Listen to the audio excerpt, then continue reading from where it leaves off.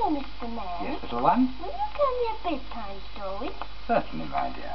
Once upon a time, there was a low-down blackguard Oh, I know that one. All right, I'll tell you a story with a moral. Must you? Yes, listen. Twice upon a time, a certain lady had a baby, and these twin girls were born during the war, but not because of it. One was called Prunella, and the other Constance, but they were always known as Pro and Con, and you will see how apt were the abbreviations. They were, of course, brought up together, went to a school for young ladies where they learned everything about life. They went to Paris where they were guarded against using this knowledge. Now begins the story of the doings of these two, Pro and Con. I'd like to draw a veil over the doings of Pro, but as she hardly ever did herself, there seems no reason for me to do so. She enjoyed, and still does, the advances of many men. With her, familiarity breeds attempt, and this is usually successful. We might gather from this that she makes herself cheap, or anything but. Pro has amassed a considerable fortune in one way or another, chiefly in one. Alas, she cannot enjoy it, I don't think. She is cut by the best people, never invited to shooting or hunting, ignored by the illustrated papers, barring Razzle, and is in fact completely ostracized, except by the Guards Brigade, the Boys Brigade, and tea planters on leave. So much for Pro. Con has chosen a better and finer road. She married a young man with a title. While Pro was turning knight in today, Con was turning knight into a baronet. Now, I'll sing to you about her and her husband. They are just a couple who do everything they ought to do and lead a life that's blameless and correct. Why they lead this peaceful life is due entirely to the wife.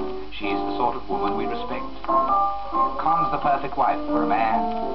Does every noble thing a woman can. He bought a car the other day, a quite expensive kind. She took it out to learn on. She was sure he wouldn't mind. She drove with all the brakes on, so they've got to be relined. She's the perfect wife for a man. On Saturdays for hours and hours, she makes him water all the flowers. All other wives she seems to be above. On Sundays too, she sends him off to play a single round of golf. Now who could want a finer proof of love? She's the perfect wife for a man.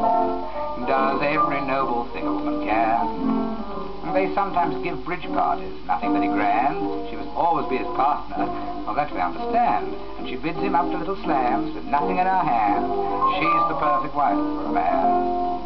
She's absolutely faithful and doesn't find it grim. No other takes her fancy and her loyalty's no whim. What Pro still gives to many men, she only gives to him.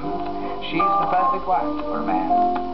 She does what married women should. On it all she thrives. First a boy, and then a girl, and still her form survives. Though every 18 months or so, another one arrives. She's the perfect wife for a man. Does every noble thing a woman can. If he tells a naughty story, she laughs as if it's new. The occasions when they're quite alone, really very few. Then if he says, come here and kiss me, dear, she knows that that's a cue. She's the perfect wife for a man. That's the end of the story, my dear. And believe me, there are many pros and cons in this world. Which are you going to be when you grow up? What a silly question. She's only 8 1/2.